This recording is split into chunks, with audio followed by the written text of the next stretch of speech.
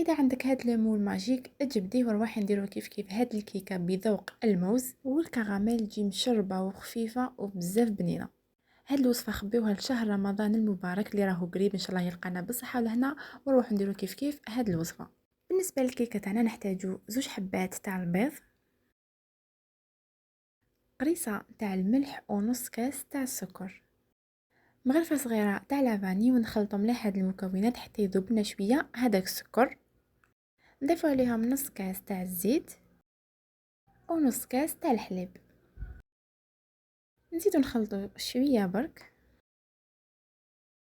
بعد ما خلطنا مليح نضيفو 5 مغارف تاع الفارينه وكيس تاع خميره الحلويات، وندخلو مليح هذيك الفارينه والخماره في المكونات تاعنا. وهنايا الخليط نتاعي شفتو مازال شويه خفيف، زدتلو مغرفه تاع الفارينه، يعني المجموع كامل 6 مغارف تاع الفارينه. وهذا هو القوام تاع الخليط اللي نتحصلوا عليه. نجيبو ليمون ماجيك تاعنا ندهنوه مليح بالزبده باش ما يلصقناش، ونرشوه بالفارينه، ونجو نفرغو كامل الخليط نتاعنا في المول، وندخلو الكيكه تاعنا للفرن يكون سخون مقبل على 180 درجه. وهاي لك الكيكه تاعي بعد ما خرجتها من الفوغ، وشوفوا لي الكيكه تاعنا شحال تجي خفيفه وقطنيه ما شاء الله، يعني تقدروا تاكلوها كيما راهي. انا هنا الكيكه تاعي حبيت نشمخها شويه، ما حبيتهاش هكاك تقعد لي ناشفه. نتوما تقدروا ما تشمخوهاش كامل، شربتها بالحليب، تقدروا تشربوها بجو ولا باي شربات حبيتوه. ونجو نخدموا لا كريم باتيسير تاعنا اللي نحتاجو فيها كاس ونص تاع الحليب، 2 مغارف تاع السكر، و2 مغارف تاع المايزينا، حبيبه تاع البيض.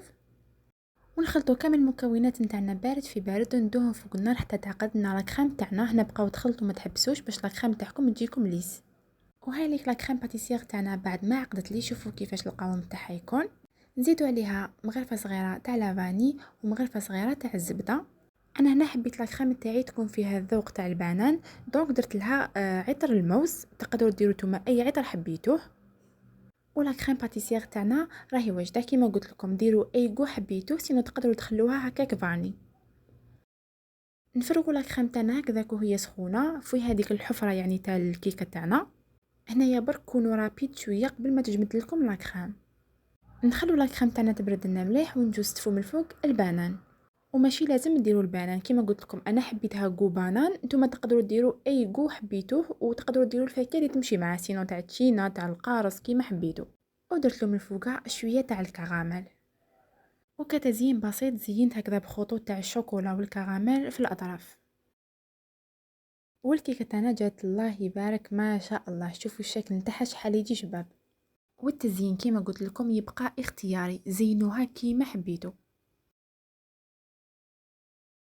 وهنا نقسم معكم مورسو باش تشوفوها من الداخل كيفاش تجي دايره، وشوفوا لي هذيك لا كريم من الداخل كيفاش تجي ترعد ما شاء الله. برك خلوها تبرد مليح وقدموها، وشوفوا لي كيفاش هذيك لا كريم من الداخل ما تجيش كامل يابسه وتقهم، ما تجيش كامل حلوه، هذيك الكيكه تجي خفيفه ومشربه الله الله. وكانت هذه وصفتنا تاع نهار اليوم. اذا عجبتكم ما تنساوش تخلوا لي ابوني هنا في تيك توك، وابونوني تانيك في لاشين يوتيوب ديالي. ما بقى لي غير نقول لكم تهلاو في روحكم، تلاقاو في وصفات قديمه، والسلام عليكم.